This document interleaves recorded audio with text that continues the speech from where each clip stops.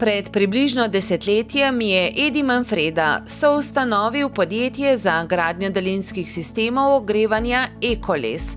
Najprej so delali zase, uredili so ogrevanje v svojem objektu, potem pri prijatelju, pa pri drugem prijatelju in posel se je s časoma razvil. Zdaj stojimo v naši kotlovnici na lesne sekance. Tu imamo en kotel, ki smo ga postavili pred 8 leti in smo začeli ogrevati 3 odjemalce.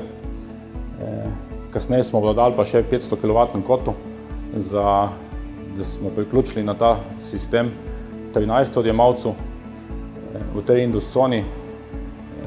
Odzadaj se vidi ta razvod in toplovode, ki potekajo do teh odjemalcev. Vsak odjemalc ima v svoji stavbi toplotno postajo, po kateri obračunavamo in šteje, koliko megavatnih ur kateri odjemalc vzame toplote in potem mu tudi plača.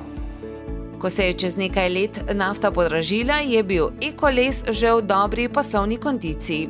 V Tolminu, Mirnu in Mirni peči so postavili lastno kotlovnico z daljinskim sistemom za ogrevanje več javnih in zasebnih objektov. Drugje so naredili sistem daljinskega ogrevanja za naročnika.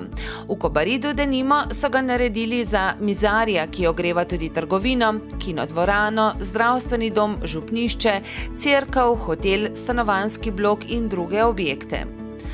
Lani zaradi zastoja pri črpanju evropskih sredstev ni bilo razpisov za nove sisteme daljinskega ogrevanja. Ekoles pa ima kljub temu dovolj dela.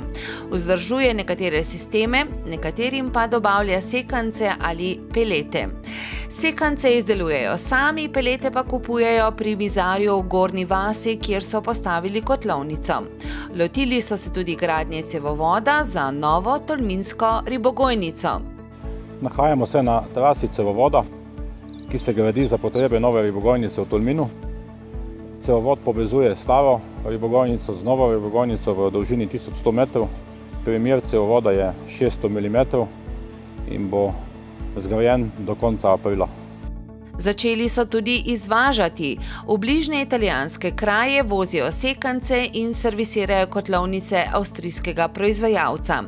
Pri sekancih smo boljši od Italijanov, ugotavljajo v Ekolesu.